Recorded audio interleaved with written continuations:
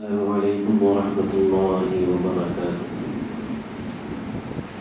نحمده ونصلي على رسوله الكريم اما بعد. محترم دوستوں، بزرگوں اور میرے عزیز ساتھیوں، اللہ رب العزت نے جو دین ہم کو دیا ہے اور جو شریعت ہم کو عطا فرمائی ہے، یہ مکمل ہے اور یہ جتنے اعمال ہم کو ملے ہیں مسلمان ہونے کی حیثیت سے، روزہ، نماز، حج، زکوٰۃ، ان تمام اعمال پر اللہ رب العزت نے گویا مہر لگا دی ہے کہ اب اس کے اندر کوئی چینجز نہیں ہو، اور یہ دین مکمل دین ہے اور یہ ایسا دین ہے جس سے اللہ رب العزت قیامت تک کے لیے راضی ہو گئے. اب دنیا کے حالات کیسے بھی ہوں، دنیا کتنی ترقی کر جائے، لیکن ہماری کامیابی انہی اعمال میں ہے جن اعمال کو ہمارے نبی امت کے ذمے سونپ کر گئے. اور ایک حساب سے دیکھا جائے دوستو تو اس امت کے ساتھ اللہ رب العزت کا بہت ہی رعایت کا معاملہ ہوا ہے، یعنی اس امت کو بہت سی سہولتیں دی گئی ہیں. نبی کریم صلی اللہ علیہ وسلم آخری نبی، اللہ رب العزت کے لاڈلے نبی، تو ان کی امت بھی نبی کریم صلی اللہ علیہ وسلم کی وجہ سے لاڈلی بنی. روزے ہی کو لے لو، پچھلی امتوں کے جو روزے تھے، روایت میں آتا ہے کہ یہ 24 گھنٹے والے روزے تھے. کتنے تھے؟ 24 گھنٹوں میں سحری اور افطاری ایک ساتھ ہوتی تھی. کچھ دیر کے لیے کھانا پینا جائز ہوتا تھا.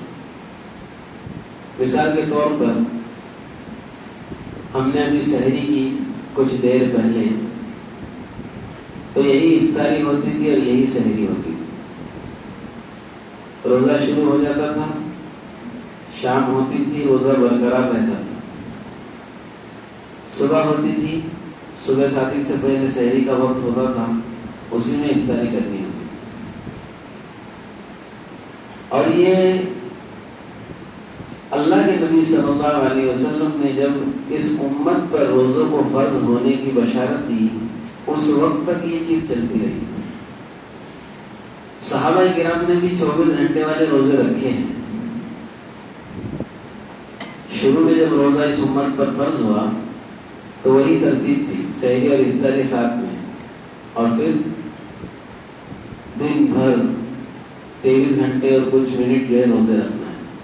بہت مختصر وقت ملتا تھا. اب اللہ کے نبی صلی اللہ علیہ وسلم دیکھ رہے کہ صحابہ کرام کام بھی کر رہے، تھک رہے، ہار رہے، لیکن ہار نہیں مان رہے. اسی طرح روزے کے اندر جس طرح کھانا پینا منع ہے، اسی طرح اپنی بیوی سے ملاقات کرنا، صحبت کرنا، یہ بھی منع ہے. تو یہ تمام چیزیں دوستو پورا مہینہ کرنا یہ بڑا مشقت والا عمل تھا، لیکن یہ پچھلی امتیں کیا کرتی تھی. اب اللہ کے نبی صلی اللہ علیہ وسلم نے دیکھا کہ صحابہ پر یہ چیز بھاری گزر رہی ہے، لیکن کر رہے ہیں. اور اللہ کی طرف سے حکم آیا کہ اب جو ہے یہ روزے کا وقت جو ہے کیا ہو رہا ہے، چینج ہو رہا ہے. روزہ جو ہے تم کب رکھنا شروع کرو گے، روزے کی نیت کب کر لو گے؟ صبح صادق سے پہلے. اور روزہ کب کھولو گے؟ الی اللیل، جیسے ہی مغرب ہو جائے گی تم روزہ کھول دو. اللہ رب العزت نے اس امت کے ساتھ سہولت کا معاملہ کیا. اللہ رب العزت نے اس امت کے ساتھ سہولت کا معاملہ کیا، اور پھر رات جو ہے اللہ رب العزت نے اس میں ہمارے لیے کھانا پینا اور دوسری دیگر چیزیں جو حلال ہیں، جو روزے کی وجہ سے حرام ہو جاتی ہے، اس کو جائز کرا دیا. تو معلوم ہوا دوستو یہ کیا ہے؟ اللہ کی طرف سے ہمارے لیے آسانیوں کا معاملہ کیا گیا۔ اسی طرح آپ دوسری جگہ پر غور کریں گے تو امت کو پہلے 50 وقت کی نمازیں دی گئی تھی۔ اب معراج کا واقعہ پڑھیں گے تو اس کے اندر اللہ کے نبی صلی اللہ علیہ وسلم کو تحفتاً نماز ملی، اور کتنے وقت کی ملی؟ 50 وقت۔ لیکن پھر اللہ رب العزت نے اس میں سہولت دی اور وہ 5 وقت کی رہ گئی، لیکن 5 وقت کی پڑھنے پر اللہ رب العزت 50 وقت کی نماز پڑھنے کا ثواب دیں گے۔ تو معلوم ہوا دوستو اس امت کے ساتھ اللہ رب العزت کا رعایت کا معاملہ ہے۔ ابھی ہمارے پاس جو بھی اعمال ہیں، جو بھی ہم کرتے ہیں، یہ بہت کم ہے، لیکن درجے کے اعتبار سے اللہ رب العزت اس کو بہت بڑا چڑھا کر ہم کو دینے والے ہیں۔ تو اس بات کو ذہن میں رکھنا ہے کہ روزہ پہلے بہت بڑا لمبا مشقت والا تھا، لیکن پھر اللہ رب العزت نے اس میں سہولت پیدا فرما دی۔ اب دوستو روزے کے مختصر سے مسائل جلدی میں ہم سنیں گے۔ اگر کسی کو کوئی چیز نہ سمجھ میں آئے تو میں یہیں پر رہتا ہوں فجر کے بعد، تو آپ آ کر پوچھ سکتے ہیں۔ روزے کے علاوہ بھی کوئی مسئلہ پوچھنا ہے وہ بھی پوچھ سکتے ہیں، پوچھ کے کریں گے انشاءاللہ، تو کیا ہوگا؟ ہم صحیح دین پر چلنے والے بنیں گے۔ تو سب سے پہلے آج ہم یہ سمجھیں، جیسے ہم نے کل سنا تھا کہ روزے میں بھی فرض ہے، روزہ فرض ہے تو روزے میں بھی کچھ چیزیں فرض ہیں۔ تو پہلی چیز یہ تھی کہ روزے کی نیت کرنا فرض ہے۔ روزے کی نیت کرنا کیا ہے؟ فرض ہے۔ ایک شوافی صبح صادق سے پہلے ہی فرض روزے کی نیت کر لینا چاہیے۔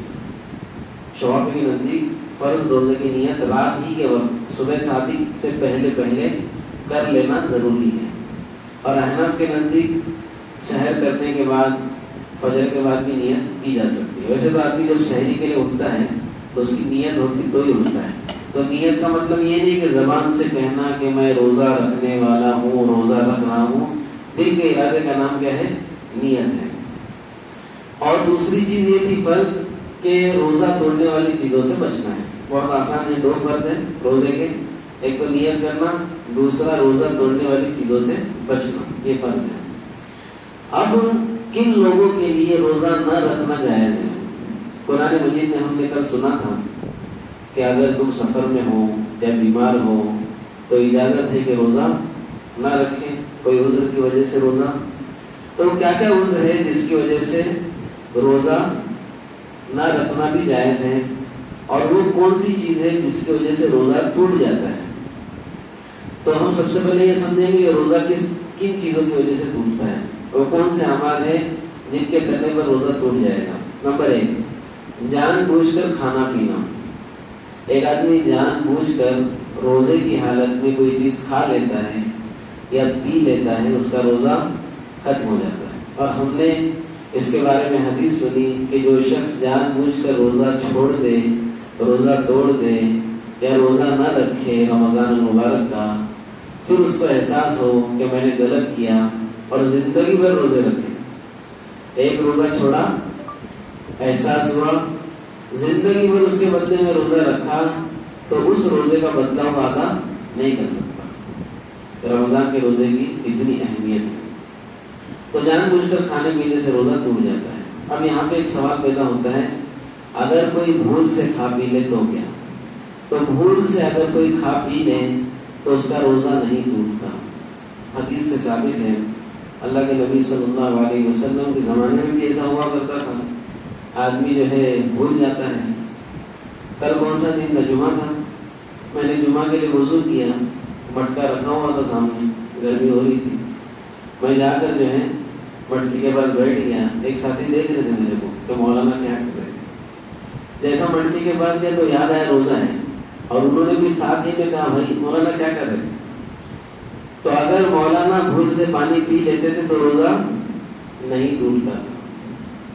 تو بھول سے اگر کوئی، جب رمضان شروع ہوتا ہے 1-2 دن ایسا ہوتا ہے، عادت ہوتی ہے فریج کھول کے پانی پی لیے، مٹکے کے پاس جا کے پانی پی لیے، انگور رکھے ہوئے تھے انگور اٹھا کے کھا لیے۔ تو بھول سے اگر کوئی کھا لے پی لے، واقعی بھول سے، ایسا مذاق میں بھول سے نہیں، تو اس سے روزہ نہیں ٹوٹے گا۔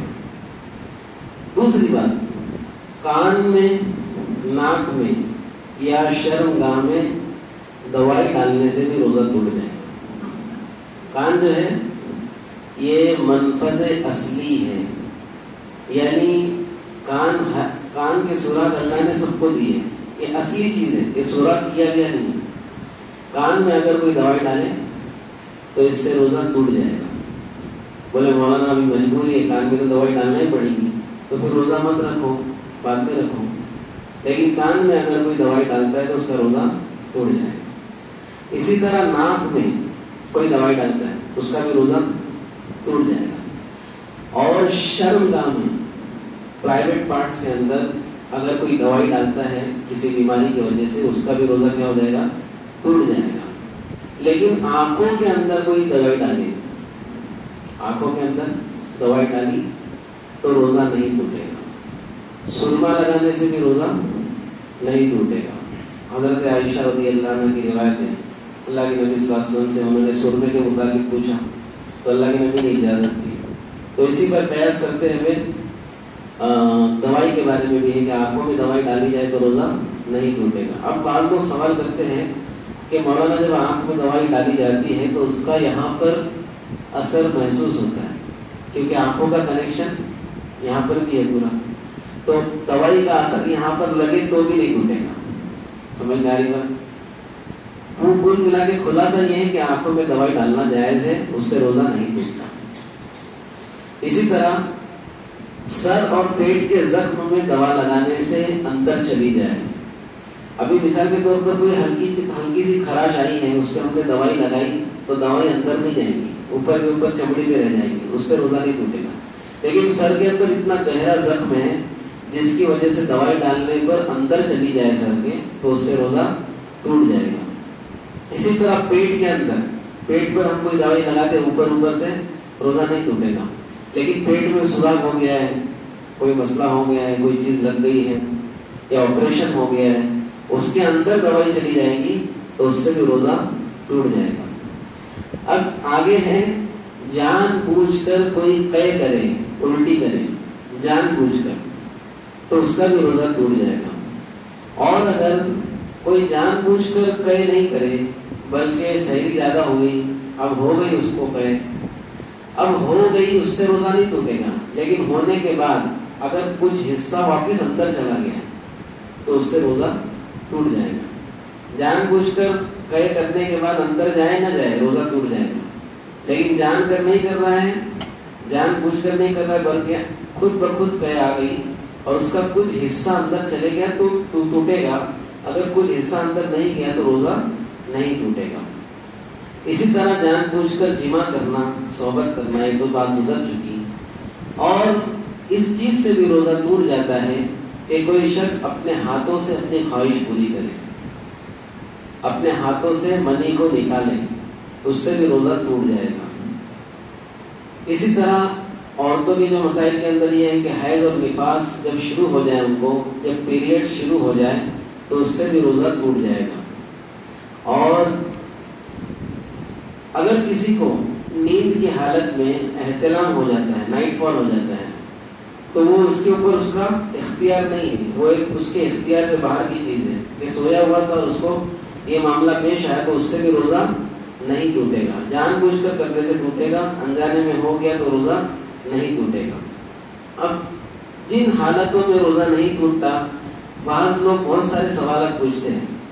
بعض لوگ اتنا احتیاط کرتے ہیں کہ مولانا اگر تھوک اندر چلے گیا، اپنا جو تھوک ہے وہ اندر چلے گیا تو روزہ ٹوٹے گا کیا؟ اس کے لیے اکثر ہی تھوکتے رہتے ہیں، جہاں پر بیٹھیں گے پورا ادھر پینٹنگ کر دیں گے۔ تو اتنا احتیاط کرنے کی ضرورت نہیں ہے، ہم جو ہے انسان ہیں تو تھوک اگر اچھا۔ دوسری بات، جب سوچتے ہیں کہ نہیں ہم تو زیادہ تھوک آتا ہے، اور سوچیں گے نہیں نا تو تھوک نہیں آتا، تو اپنا تھوک نگلنے سے روزہ نہیں ٹوٹتا۔ البتہ بلغم جو آتا ہے، بلغم کسی کو سردی وغیرہ ہو گئی ہے، کھانسی ہو گئی ہے تو اس کو نکال کر پھینک دینا چاہیے، تو یہ چیز ہے۔ اور دوسری چیز یہ ہے کہ مسواک کرنے سے بھی روزہ نہیں ٹوٹتا، لیکن احتیاط کرنا چاہیے اس بات میں کہ جو مسواک کے ریشے ہوتے ہیں وہ اندر نہ جائے، اوپر سے کر لے گئے۔ اب یہاں پر ایک مسئلہ یہ آتا ہے کہ بعض لوگ جب سحری کر کے نماز پڑھ کے سو جاتے ہیں، پھر اٹھ کر وہ ٹوتھ پیسٹ لگاتے ہیں، تو اس کا لگانا مکروہ ہے، کیونکہ اس میں ایک ٹیسٹ ہوتا ہے، اور اگر وہ ٹیسٹ اور جو جھاگ آتا ہے، جو فیس آتا ہے، وہ اندر چلا گیا تو روزہ ٹوٹ جائے گا۔ تو احتیاط اسی میں ہے کہ ٹوتھ پیسٹ کا استعمال روزے میں نہ کیا جائے، اس کی مٹھاس وغیرہ اندر چلی گئی اور کچھ حصہ اندر چلے گیا تو روزہ ٹوٹ جائے گا۔ تو سحری کے بعد ہی فوراً اگر کسی کو عادت ہے تو ٹوتھ پیسٹ سے اپنا برش وغیرہ کر لے، پھر روزہ کی نیت کر لے کہ اس کے لیے بہتر ہے۔ عطر لگانے سے بھی روزہ نہیں ٹوٹتا، عطر لگایا جا سکتا ہے، لیکن شافعی کے نزدیک وہ مکروہ ہے، کیونکہ امام شافعی رحمۃ اللہ علیہ فرماتے ہیں کہ جس طرح آنکھوں کا روزہ ہے، کانوں کا روزہ ہے، دماغ کا بھی روزہ ہے، یعنی لذتوں سے اپنے کو بچاؤ جتنا ہو سکے، تاکہ غیر شرعی لذتیں، حرام چیزوں سے تمہارا بچنا آسان ہو جائے، لیکن لگانا جائز ہے، کوئی مسئلہ نہیں۔ اور اسی طرح ایک مسئلہ یہ آتا ہے کہ ہم وضو کرتے ہیں، کیا کرتے ہیں؟ وضو کرتے ہیں، تو وضو میں 3 مرتبہ کلی کرنا یہ مستحب ہے، سنت ہے۔ تو 3 مرتبہ اگر ہم کلی کر رہے ہیں اور پانی غلطی سے اندر چلا جائے تو روزہ نہیں ٹوٹے گا، لیکن کلی میں کلی کرتے جا رہے ہیں، 3 سے زیادہ ہو گئی، 4تھی مرتبہ کلی کی ہے اور پانی اندر چلا گیا تو روزہ ٹوٹ جائے گا، کیونکہ 4تھی مرتبہ کرنا یہ اسراف ہے۔ یہ کیا ہے؟ اسراف ہے، اسراف منع ہے۔ تو اس بات کا دھیان رکھیں کہ وضو کرتے وقت ہم اتنی ٹھنڈک حاصل کرنے کے چکر میں نہ رہیں۔ بعض لوگ وضو خانے میں بیٹھتے تو اٹھتے ہی نہیں، گرمی کے موسم میں اکثر ہوتا ہے، تو 3 مرتبہ سے زیادہ کلی کے اندر پانی اندر چلا گیا تو روزہ ٹوٹ جائے گا۔ 3 مرتبہ سے پہلے غلطی سے چلا گیا تو روزہ نہیں ٹوٹے گا۔ اسی طرح انجیکشن لگوانے سے، کل رات میں فون آیا تھا کہ خون ٹیسٹ کرا سکتے ہیں کیا، انجیکشن لگوا سکتے ہیں کیا؟ تو انجیکشن لگوانے سے روزہ نہیں ٹوٹتا۔ اگر کوئی شخص اچانک میں اس کی طبیعت ناساز ہو گئی روزے کے اندر اور ڈاکٹر نے بولا گولی تو کھائیں گے نہیں، انجیکشن لگوا دو، تو بلا جھجک انجیکشن لگوا سکتے ہیں، اس سے روزہ نہیں ٹوٹتا۔ کسی کو خون ٹیسٹ وغیرہ کرانا ہے تو خون ٹیسٹ بھی وہ کرا سکتا ہے، اس کا روزہ نہیں ٹوٹتا۔ یہ سب چیزیں ہیں، تو یہ تمام چیزیں ہمارے ذہن میں ہیں، اور بھی بہت سارے مسائل آپ لوگوں کے ذہن میں ہو سکتے ہیں کہ اس سے ٹوٹتا کیا، اس سے نہیں ٹوٹتا کیا، تو وہ سب چیزیں یہاں پر بیان کرنا تو مشکل ہے۔ تو اگر کسی کو ایسی کوئی چیز پیش آئی ہے کہ اس کو شک ہے کہ اس سے روزہ ٹوٹے گا یا نہیں ٹوٹے گا، یہ روزے میں کرنا صحیح ہے یا نہیں ہے، تو وہ پوچھ سکتا ہے۔ اللہ رب العزت ہم سب کو شریعت کے مطابق تمام اعمال کرنے کی توفیق دے، اور یہ جو باتیں بتائی جا رہی ہے اس پر بھی عمل کی توفیق عطا فرمائے۔ سبحان اللہ۔